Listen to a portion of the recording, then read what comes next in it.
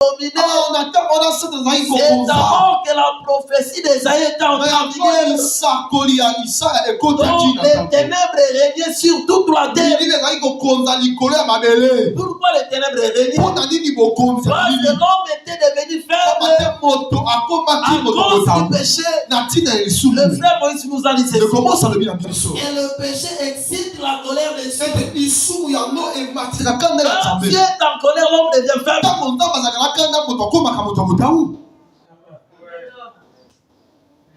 Amen, frère. Amen, Madeko. Dieu avait perdu la joie. Parce que je vous informe qu'Adam était aussi les champs que Dieu avait plantés. Adam lui-même était tout un champ. Parce que Dieu espérait qu'Adam produirait les bons fruits.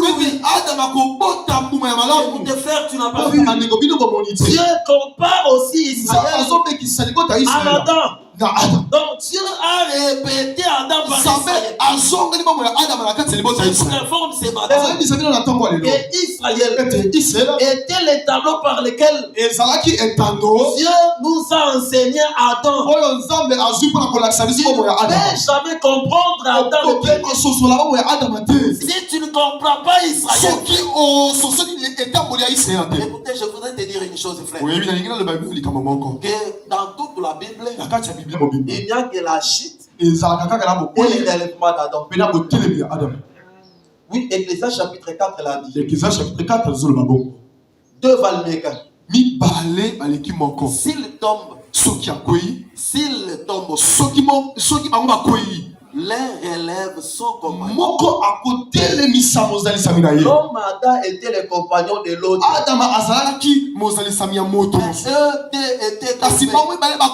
Mais comment est-ce que les deux tombent ensemble? Et l'autre a la force de relever l'autre.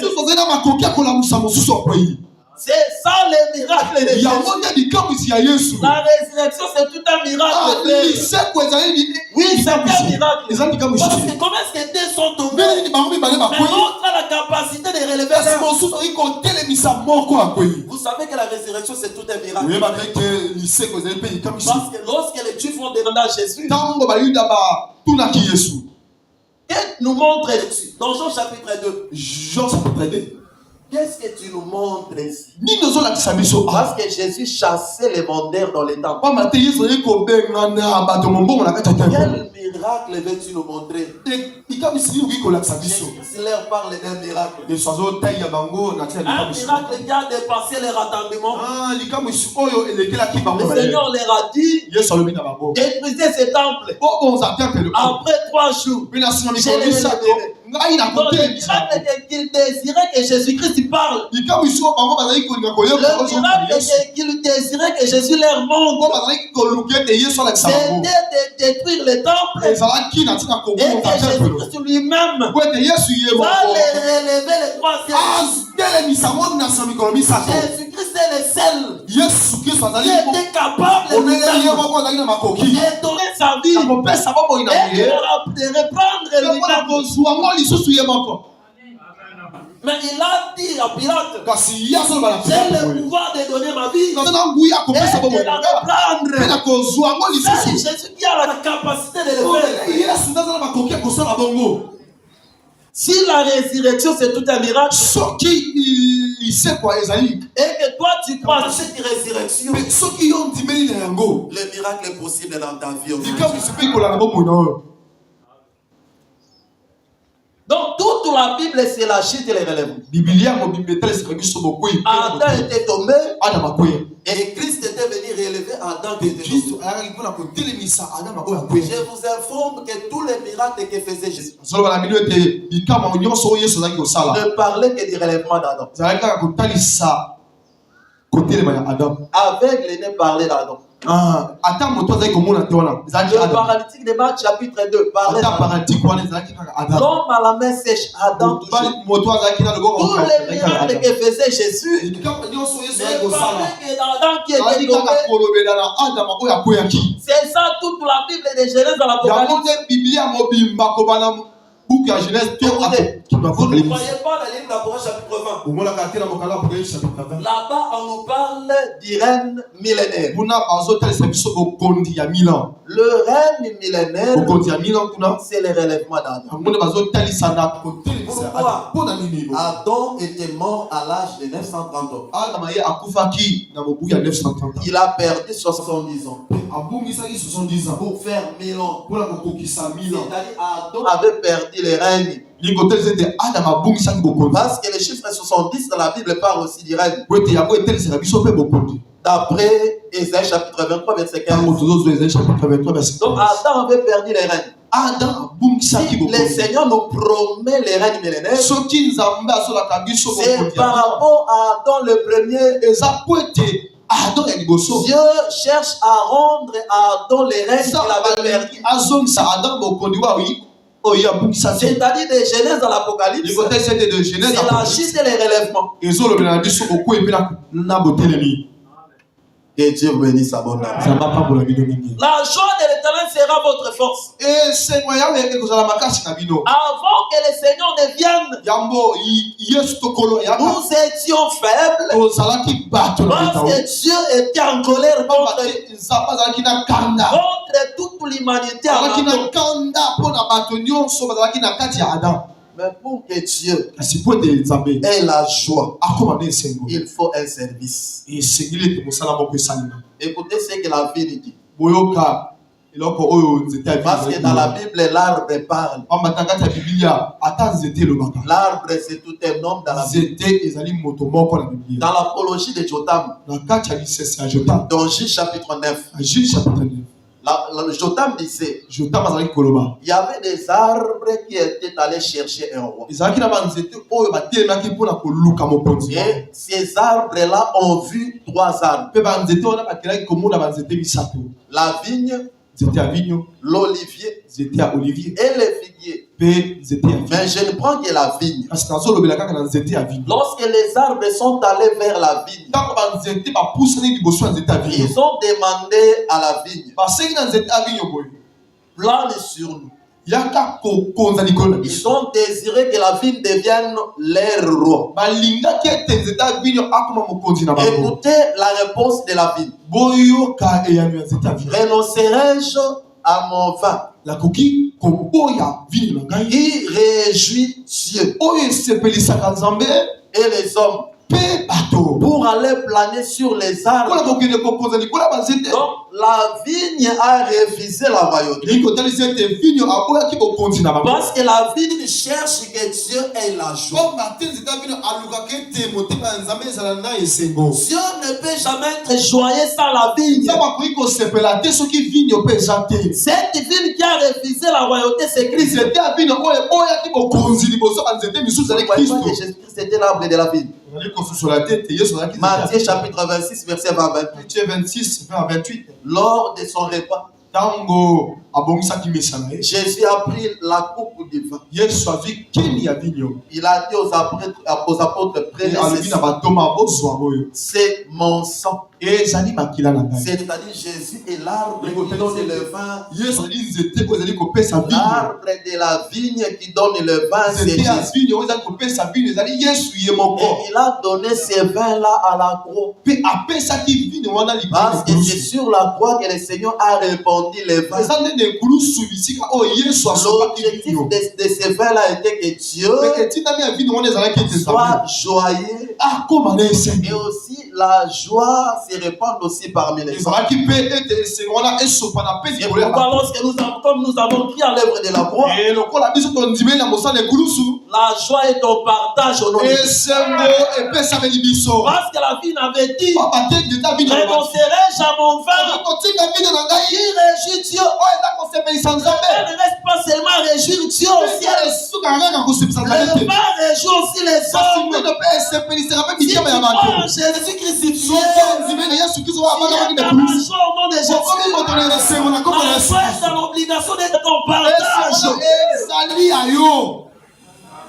Amen.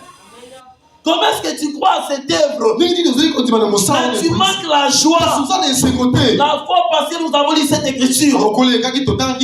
Psaume chapitre 4, verset 8. David dit ceci. Dans mon cœur, j'ai la joie qu'ils n'en ont pas. Quand abonde l'air bleu, l'air mou. Mais Dieu répand en lui la joie. Tu peux manquer à manger. Tu peux manquer l'argent. Mais la joie que Dieu te donne dépasse la l'air. Amen. Ils peuvent avoir beaucoup d'argent, des grandes richesses, mais manquer Jésus dans ta vie, tu es privé d'une grande joie.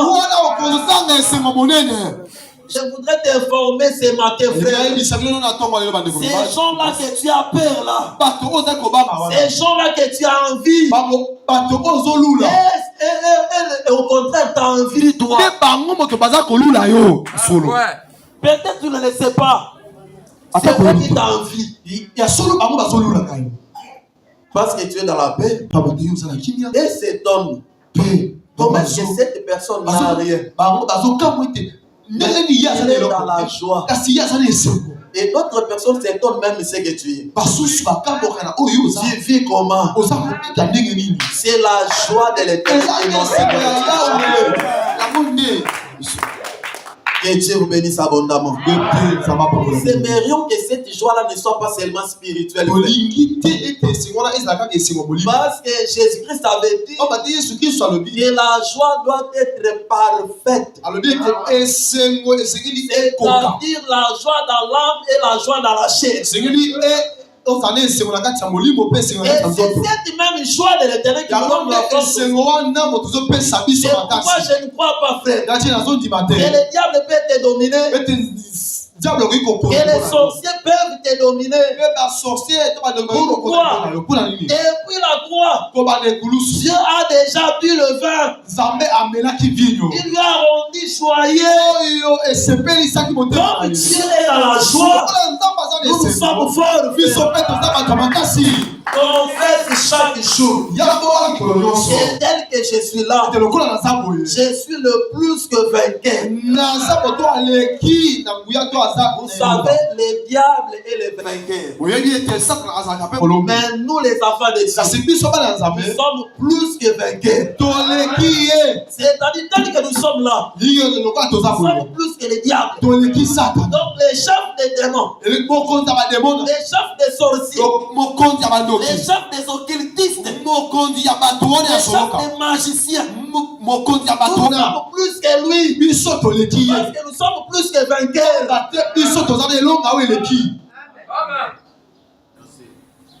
Les diables, pour d'avoir, ils cherchent d'abord que tu deviennes poussière. Parce que Jésus avait dit à Pierre, le diable a voulu décuipler comme le diable cherche que tu deviennes poussière pour bien te dominer. Tu deviendras poussière lorsque tu perdras de l'eau. Si Dieu te retire les sources. Vous savez, Adam avait perdu les souffles. Adam avait perdu les souffles. Si tu lis la Bible, il a dit Adam a vécu 930 ans. C'est comme si tu avais menti. Mais en réalité, Dieu n'avait pas menti. Adam avait perdu les souffles. C'est-à-dire l'esprit, il l'avait perdu. Si tu perds l'esprit, c'est que tu perds les souffles. Tu deviens poussière. Le diable n'a le pouvoir que sur la poussière. Parce que l'Écriture lui a dit, tu mangeras la poussière de la terre. Mais tel que nous sommes là, frère, nous ne sommes pas poussière. Nous avons l'eau. Jésus, au dernier jour de la fête, il avait dit ceci. Celui qui croit en moi, des fleuves d'eau vive couleront de son sang. C'est-à-dire, nous avons l'eau avec nous. Nous ne sommes pas poussière. Le diable nous domine. Samson n'a aucun pouvoir sur toi. Les magiciens, les sorciers de ta famille n'ont aucun pouvoir sur toi, frère. Tu es plus puissant que ces gens-là. La nuit, ils ne parviennent pas à t'atteindre. Tu dors en paix et tu te réveilles aussi en paix. Et même ces dons, comment tu ne te vois pas? Tu es invisible à leurs yeux. Parce que tu es en Jésus. Vous savez, Israël avait échappé Balaam. Lorsqu'il cherchait Israël sur la terre pour les maudire, Israël n'était pas sur la terre. Il est au sommet de la montagne. Personne ne va te maudire, frère. Ne prends pas les paroles des gens de ce monde. S'ils disent que toi tu es maudit, vous maudite. Parce que votre malédiction est sans effet. Votre malédiction ne mourra jamais. Moi, je ne suis pas sur la terre. Je suis au sommet de la colline. Notre vie est cachée en Christ. Dans les lieux célestes. Je ne suis pas une personne terrestre. Je suis une personne céleste. Et puis tu as dit ceci. Notre mère c'est Sarah. Nous sommes Isaac. Maintenant Sarah est différente d'Agar. Agar c'est la terre. Sarah c'est la Jérusalem. C'est-à-dire que Sarah est notre mère. Sarah c'est le ciel. Nous sommes Isaac, nous sommes célestes. Isaac c'est l'esprit. Donc tu n'as pas encore vu. Le frère Salomon appelait sa femme l'épouse de Silabi. Ma colombe c'est l'esprit. Parce que l'esprit était descendu sur Jésus ces jours-là. Sous forme corporelle d'une colombe. C'est-à-dire, nous l'épouse de Jésus, nous sommes pas la terre. Nous sommes une colombe, nous sommes l'esprit. Les diables n'ont aucun pouvoir. Frère, je n'ai jamais vu Pharaon avec toute sa force. Quand il poursuivait les enfants d'Israël, atteindre même un bébé israélien. La personne qui mange l'agneau, Pharaon et ses cavaliers n'ont aucun pouvoir. Écoutez, les dragons en face de la femme n'ont pas pu toucher même la grossesse de la femme. Sache les frères, même si tu as ta grossesse là, les diables ne t'atteindra pas. N'atteindra même pas le fils qui est encore là. Que Dieu vous bénisse abondamment. Que Dieu te donne la paix, la joie au nom de Jésus.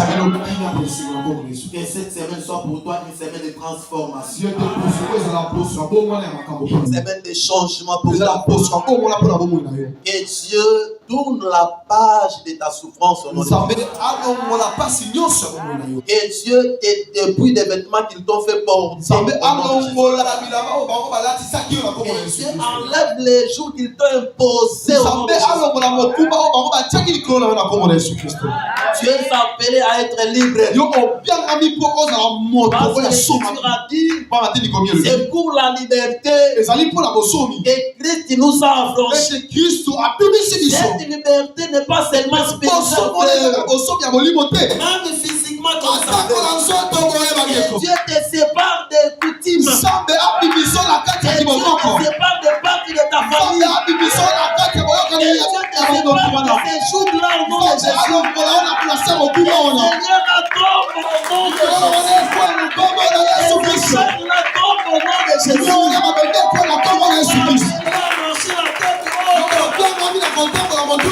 Les mains levées. Alléluia. Israël était sorti en Égypte par la mort de l'agneau. La tête du haut et les mains levées. C'est-à-dire les fardeaux étaient tombés. C'est pour la liberté que l'agneau les avait affranchis. Oui, Dieu avait envoyé Moïse pour chercher à affranchir Israël de cet esclavagisme d'Égypte. Tu es déjà délivré, frère. Et tu les vivras aujourd'hui par la prière que nous avons fait. Tu ne sortiras pas tel que tu étais.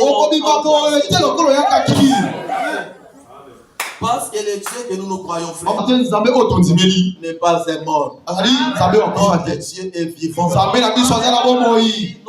Dieu est vivant. Il a vaincu la chose qui nous faisait peur. La chose qui nous faisait peur, c'est Dieu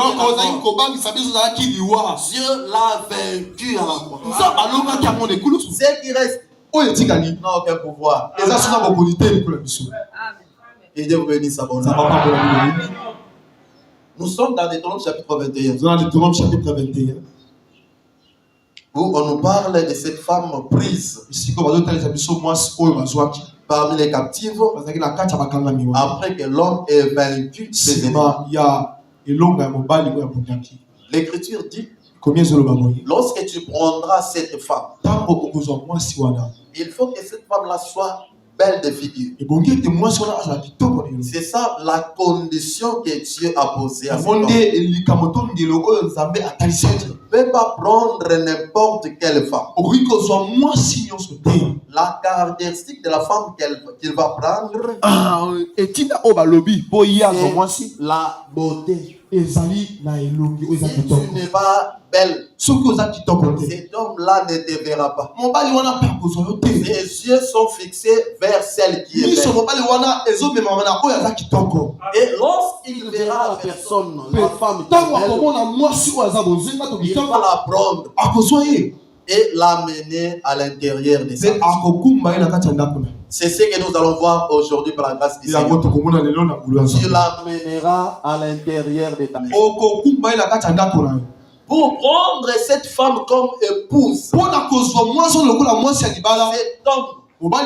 ne doit pas laisser cette femme hors de la maison. Il doit faire entrer cette femme dans cette maison-là.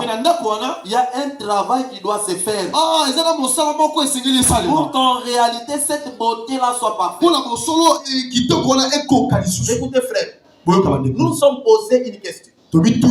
Parce que nous avons vu que les désirs de l'homme se portent vers la femme.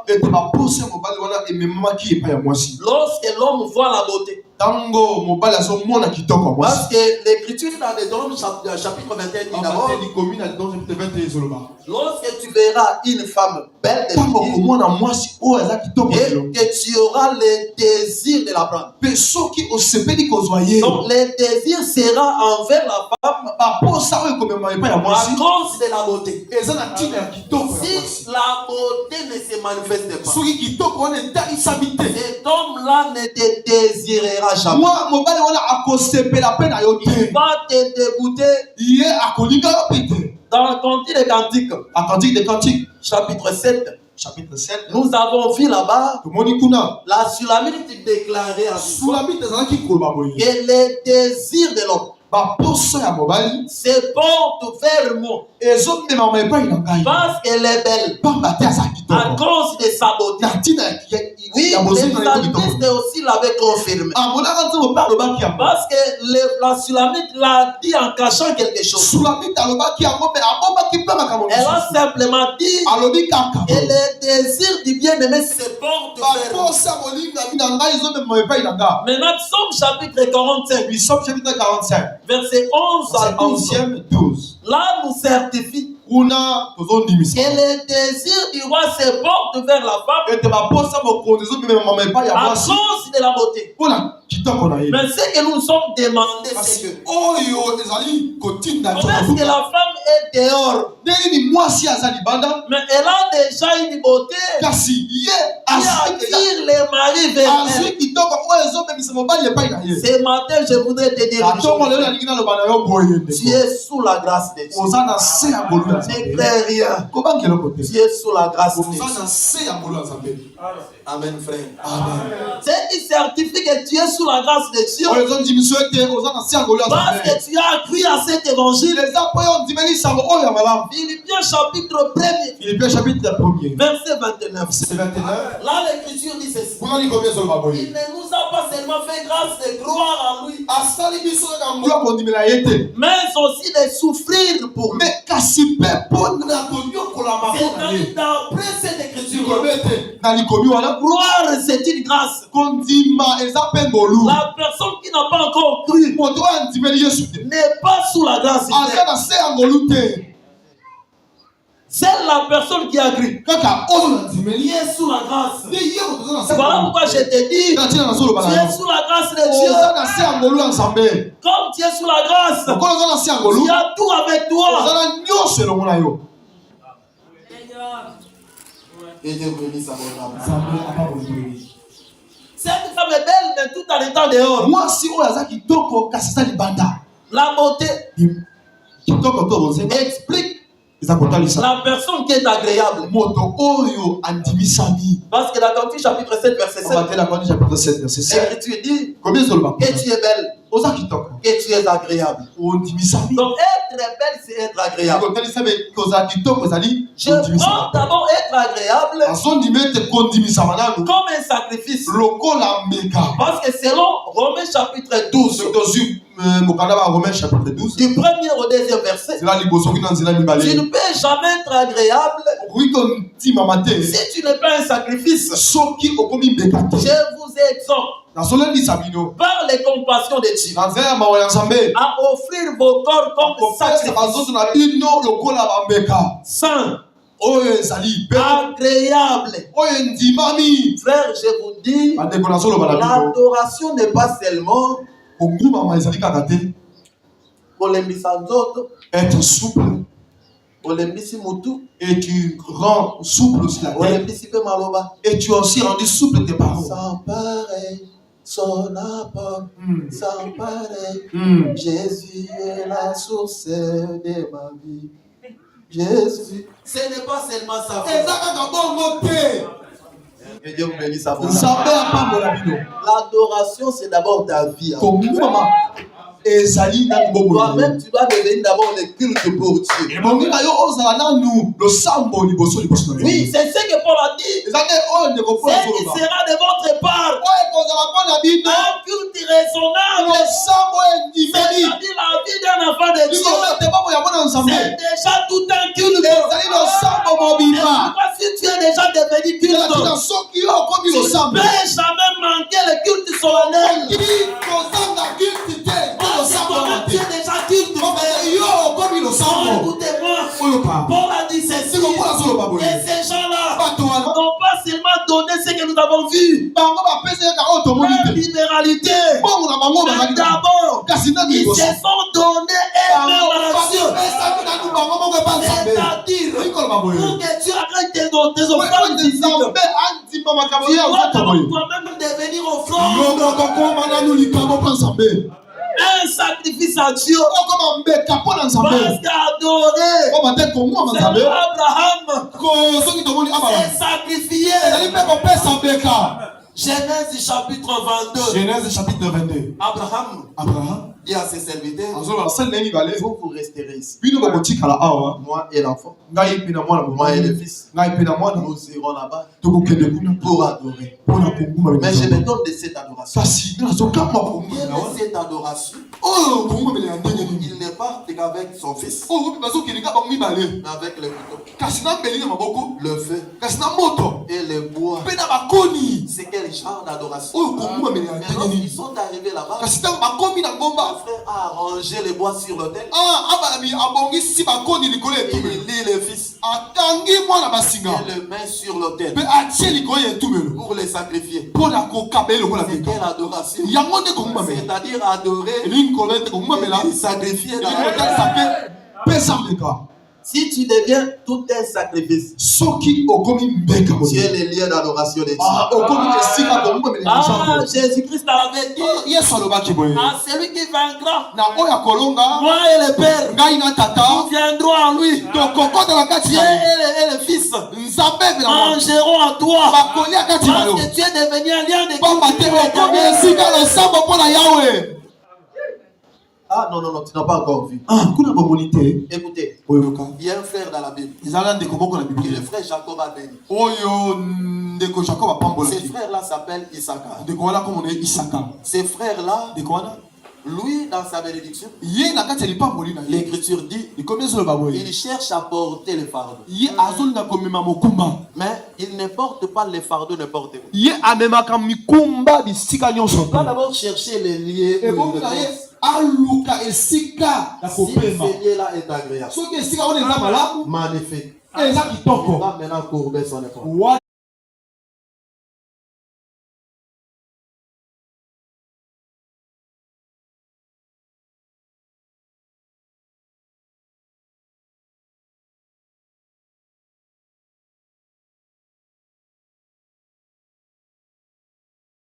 La condition pour porter le fardeau, courber son épaule, il va voir les liens en question. Si les liens manifestent la beauté, si les liens est agréable,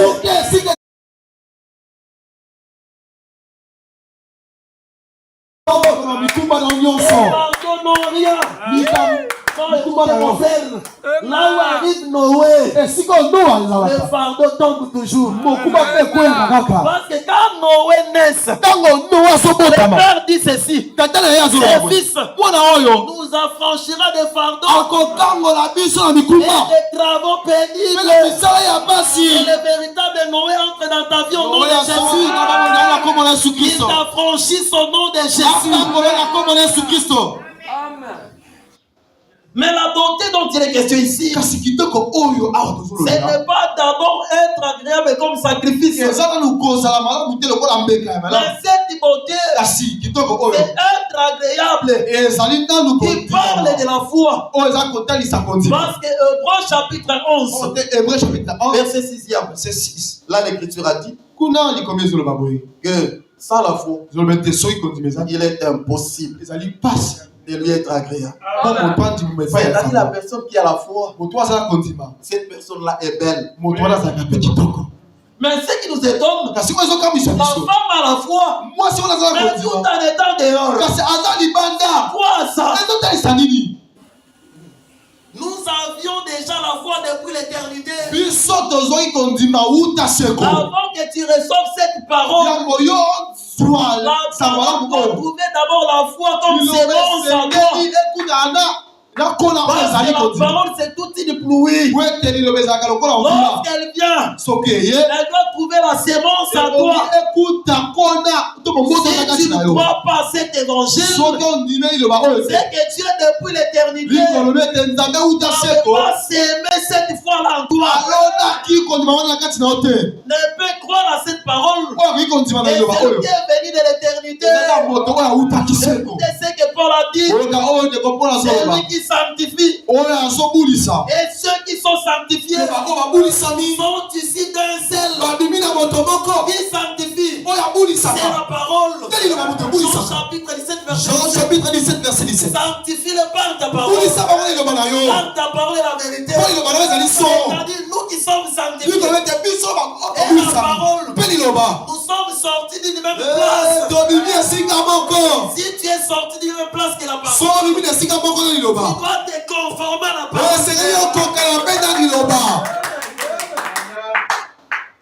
Israël n'est rentré que là où il était auparavant. Cana était leur pays. Si tu ne viens pas de l'éternité, frère, tu n'entreras pas. Vous ne voyez pas Pharaon? On n'a pas pu rentrer. On va traverser la mer Rouge. Il ne vient pas de Cana.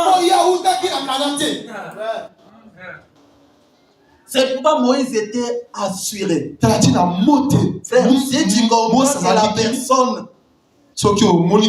comprends que la personne,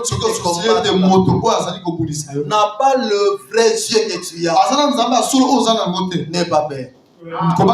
Tu les verras. Israël avait peur. Israël tremblait devant Pharaon et ses chars. Mais il ne tremblotait pas. Pourquoi? Il a déjà vu Pharaon. Il n'a pas mangé la nuit. Et il n'était pas dans la maison où on mange la nuit. Il a exhorté Israël en disant, ces Égyptiens que vous voyez, vous ne les verrez plus jamais. Quelle assurance, frère. Parce que croire comme ça, c'est la foi.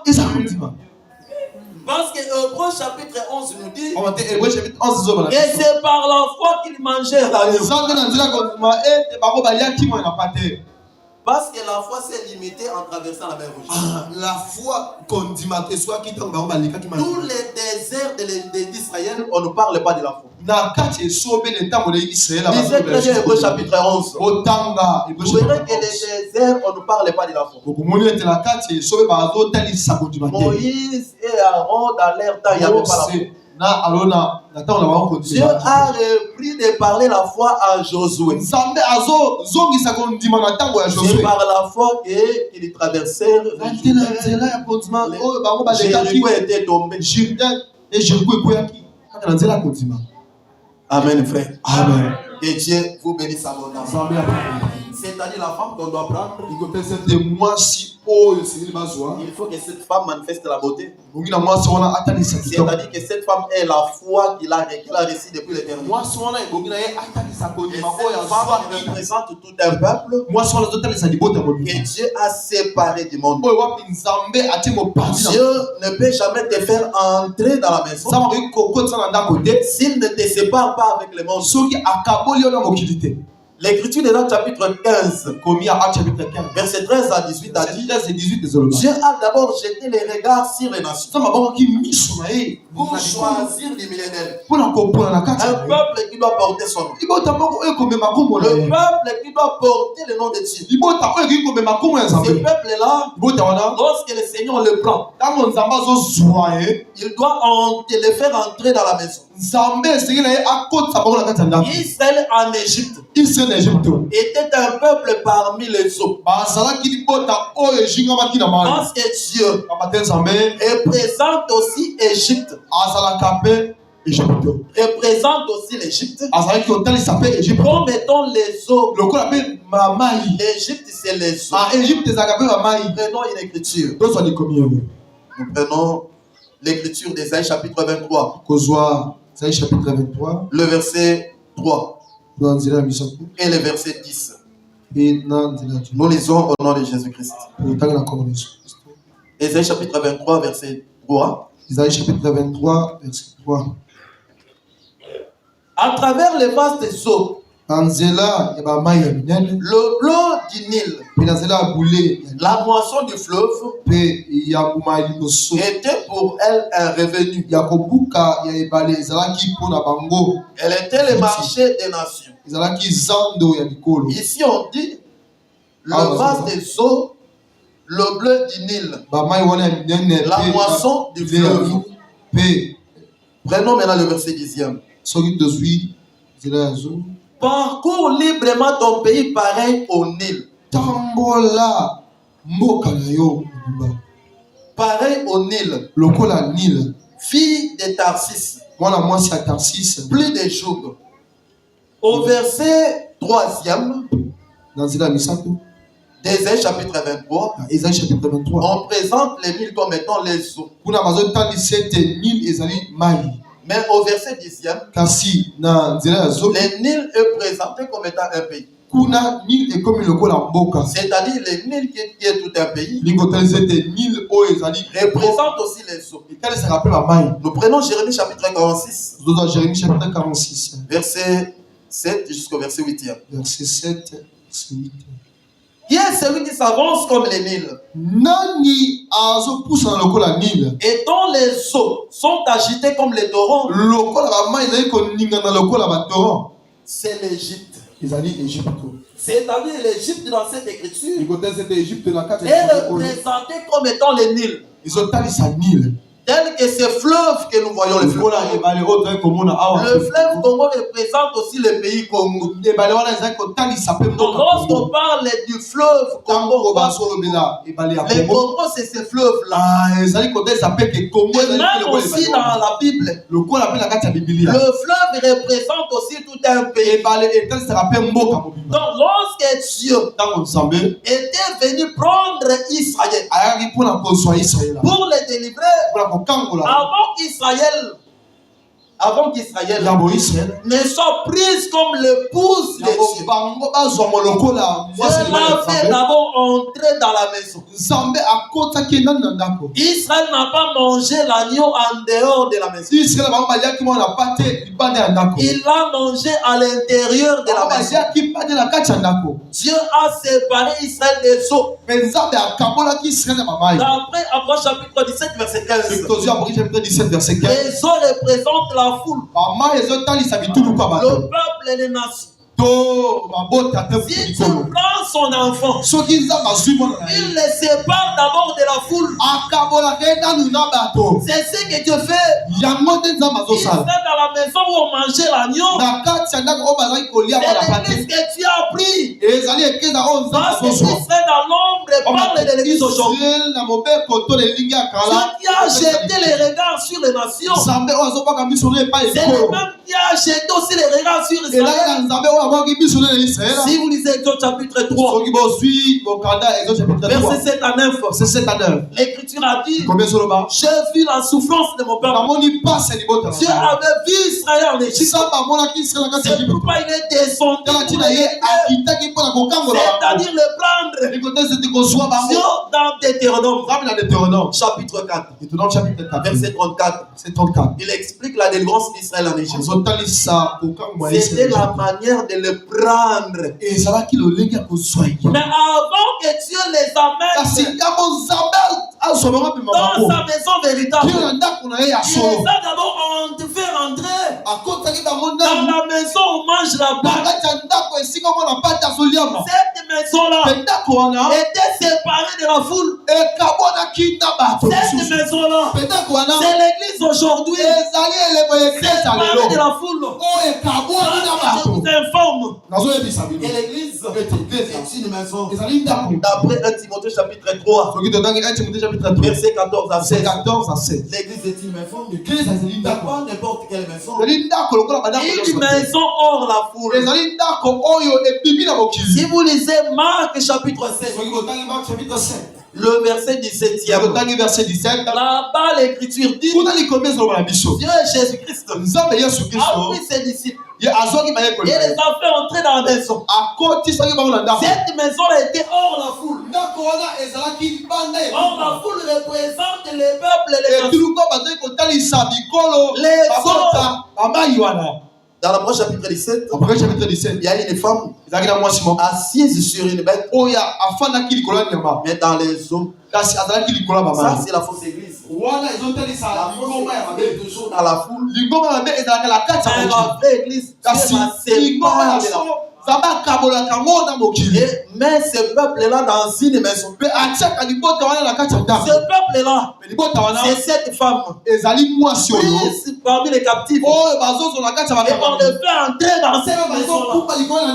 On fait le travail. C'est pourquoi Ephésiens chapitre 2 a dit que jadis autrefois, nous étions sans Dieu, sans Christ. Il y a des droits des cités en Israël, mais par le sang de Jésus, nous sommes devenus gens de la maison de Dieu. C'est-à-dire aujourd'hui, nous ne sommes pas dehors, nous sommes à l'intérieur. C'est-à-dire tel que tu es là, Dieu te voit belle, Dieu te voit sainte, Dieu te voit éclairée. C'est aussi la lumière. Ézéchiel chapitre 16, verset 14. Là-bas, on présente la beauté comme une lumière. C'est-à-dire tu es une personne déjà éclairée. Ne crains pas les ténèbres des sorciers. Ne crains pas les ténèbres des démons. Ne crains pas les ténèbres du diable. Parce que la beauté que tu as, c'est la lumière. Va chasser tous ces ténèbres-là. La lumière est plus forte que les ténèbres. Le jour où tu avais dit que la lumière soit, celle de la lumière avait la capacité, le pouvoir de séparer les ténèbres. Cette lumière que tu as là a la capacité de mettre en fuite les ténèbres.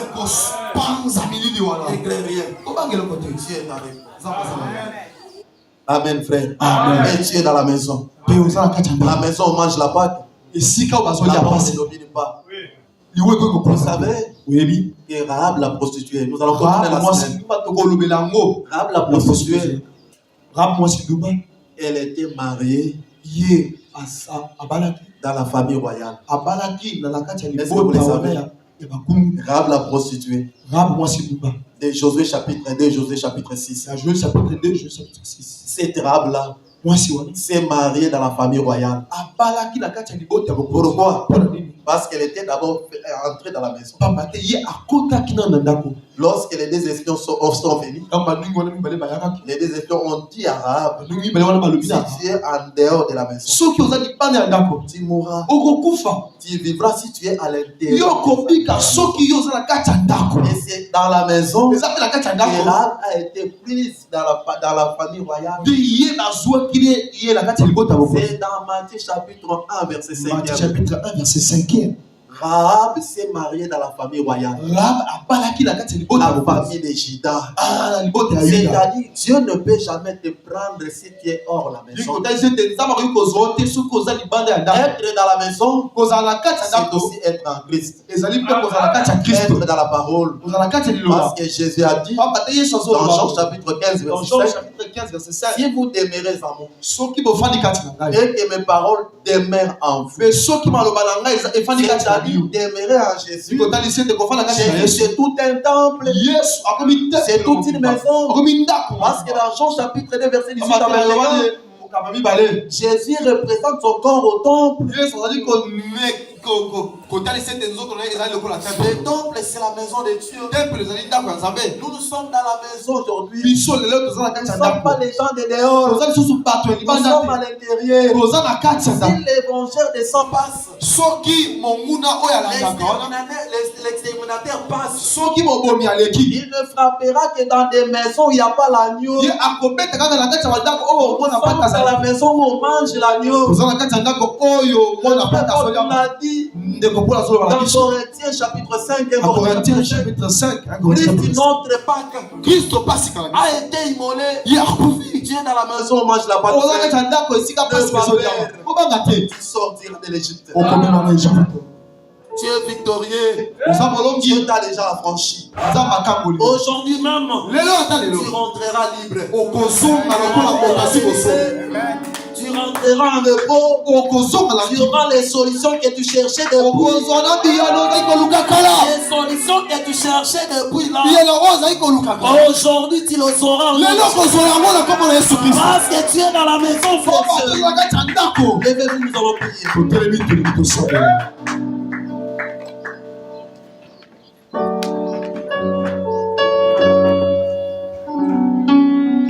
D'abord, on a ma chambre très à la concentrer quand on a mis sur la yo.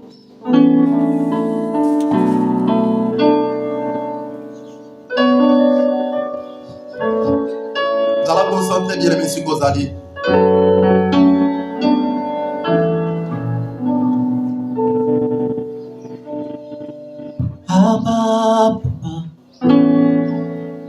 molimo ngai etongisa na posa aba papa mutima ngai ezoka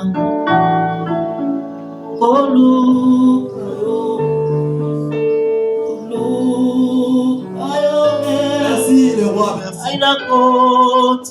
Elle est concentrée dans notre pays. Merci le roi.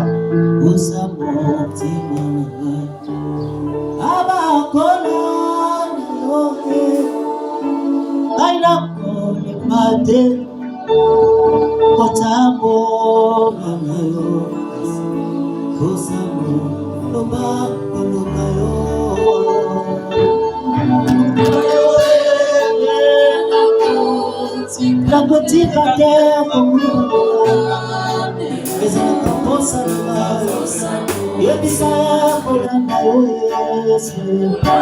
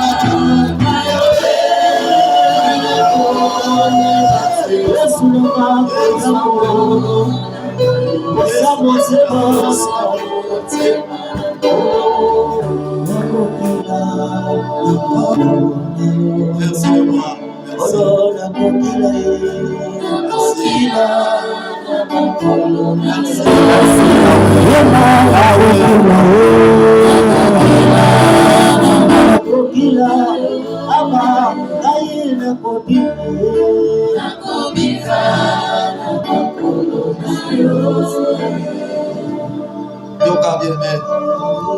Pendant que nous allons ensemble dans le côté cayoté. Jacob alobaki na nzambe na kotika yo te. Loba na nzambe na kotika yo te. Kino kopambola ngai. Kino kobombola kombo na ngai. Loba maloba ce matin, tosambeli na kombo na Yesu Kristo. Oza nzambe, torelas.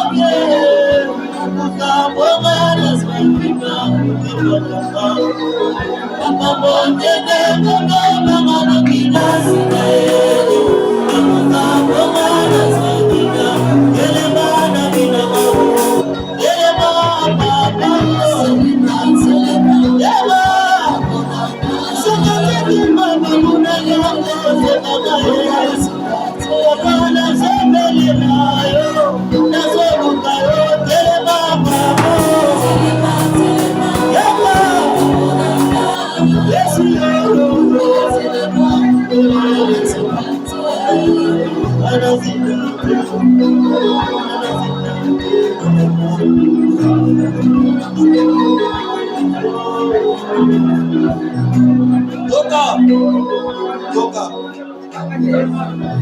En vertu ya nguya nzamba pesa yo. En vertu ya pouvoir nzamba pesa yo. Bana poko esa elamba mwindo balatisa yo wana. Posa yo wana. Bana poko esa masque à bieso balatisa yo wana. Bana ko condamner, tu as ce pouvoir là. Tu as condamné. Condamner ma valeur sur ma loba va saka contre yo. Que yoko bongate. Yoko balate, yoko kamosalate. Yoko kene liboso te commerce ko simba te mosalo ko soate. Baloba maloba, mais imposant maloba Ozo vivre yango, osala bango lokote. basala ba cérémonie na kombo na yo. Ba kombo na mosika, ba bebe ngamba na yo mosika. Basala ba cérémonie baloba. Baka ko condamner quoi ça? Quoi ça?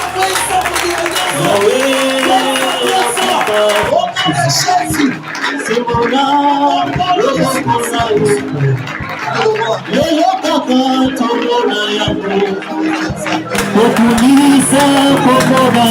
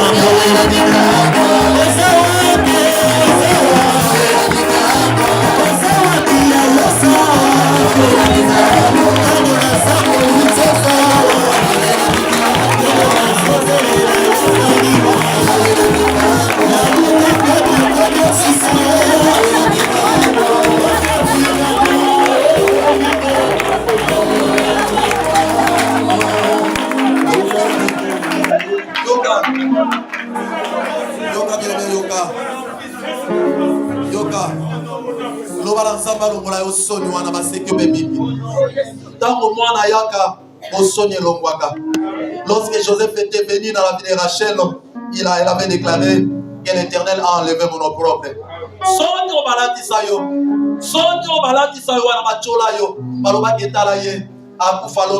Talaya mela milanga botaka te ye mosala ya kotika lokola mosala te ozoloba maloba sikoyo lokola Yesu akotala bina yo loba na nzambe merci ofongolisela mosala mpe bana kodéclare bana kosakola mbango sakola mosala sakola succès na commerce sakola mobala sakola kinyakaselo osambeli lokongo na Yesu